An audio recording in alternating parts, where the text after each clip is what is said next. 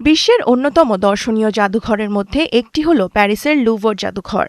গত বছরের ১৯ অক্টোবর সকালে জাদুঘর থেকে চুরি হয় রানী মেরি লুইর গয়না সহ ৮টি রাজকীয় গয়না, যার দাম প্রায় ৮৮ মিলিয়ন ইউরো বা $১০৪ মিলিয়ন।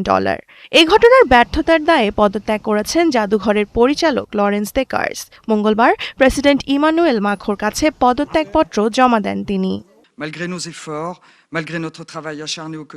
আমাদের অনেক চেষ্টা আর প্রতিদিনের পরিশ্রম সত্ত্বেও আমরা ব্যর্থ হয়েছি। দেশের ইতিহাসের গুরুত্বপূর্ণ এবং অমূল্য ৮টি গয়না চুরি হয়ে গেছে। আমাদের সবচেয়ে বড় দুর্বলতা ছিল নিরাপত্তা ব্যবস্থার কিছু দুর্বল দিক, যা আমরা আগে থেকেই জানতাম তবে গুরুত্ব দেইনি। এই ঘটনার মাধ্যমে প্রমাণ হয় বিশ্বের সবচেয়ে বড় জাদুঘরও নিরাপদ নয়। লরেন্স ২০২১ সালে প্রথম নারী হিসেবে লুভর জাদুঘরের পরিচালকের দায়িত্ব নেন। জাদুঘরের নিরাপত্তা জোরদারে তিনি সিসিটিভি ক্যামেরার সংখ্যা দ্বিগুণ করতে চান, তবে ব্যর্থ হন। লুভরের নিরাপত্তা ব্যর্থতার বিষয়টি তদন্ত করছে ফ্রান্সের পার্লামেন্ট। এ ঘটনায় পুলিশ ৪ জন প্রধান সন্দেহভাজনকে গ্রেপ্তার করে। লুভরের একমাত্র সিসিটিভি ক্যামেরায় ধরা পড়ে চোর দলের বারান্দা দিয়ে জাদুঘরে প্রবেশের দৃশ্য। তবে চুরি যাওয়া গয়না এখনও উদ্ধার করা সম্ভব হয়নি।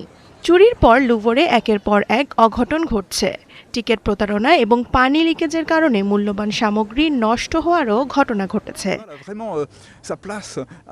এদিকে বুধবার শিল্প ইতিহাসবিদ ক্রিস্টোফার লেরিবোল্টকে লুভরের নতুন পরিচালক হিসেবে নিযুক্ত করেছে ফ্রান্স।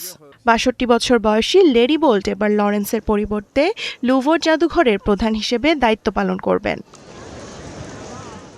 দেওয়ান মুবাশশিরা হোসেন, ৭১।